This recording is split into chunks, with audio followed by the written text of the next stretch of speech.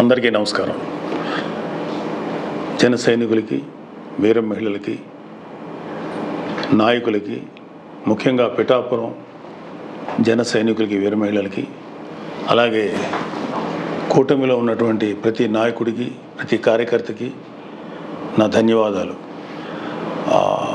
ముఖ్యంగా ఇవాళ కూటమి విజయానికి చేరువలో ఉంది.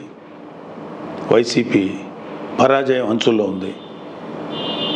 సో ఎప్పుడైతే ఒక మనిషి పరాజయం అవుతాడు అని తెలియగానే ఒక రకమైన ఫ్రస్ట్రేషన్ ఉంటుంది. ఒక కైండ్ ఆఫ్ వైలెన్స్ చేయడానికి, గొడవలు చేయడానికి సన్నద్ధులు అవుతుంటారు. మీ అందరికీ నా విన్నపం ఏంటంటే, ముఖ్యంగా జన సైనికులకి, వీర మహిళలకి, నాయకులకి, రేపు ఓట్ల లెక్కింపు సమయంలో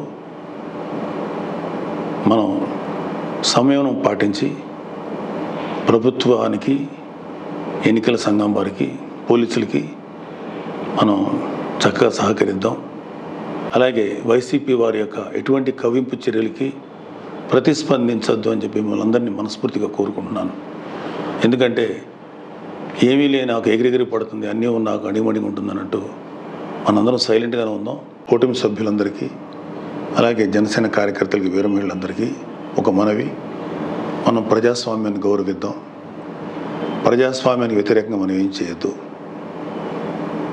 పోలీసులకి, ఎన్నికల సంఘానికి సంపూర్ణంగా సహకరిద్దాం.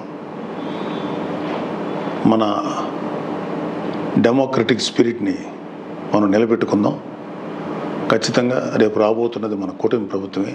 కాబట్టి ఓడిపోయే వాళ్ళు చేసేటువంటి కవ్వింపు చర్యలకి, వాళ్ళు చేసేటువంటి అల్లర్లకి మీరు ప్రతిస్పందించద్దు. Thank you very much.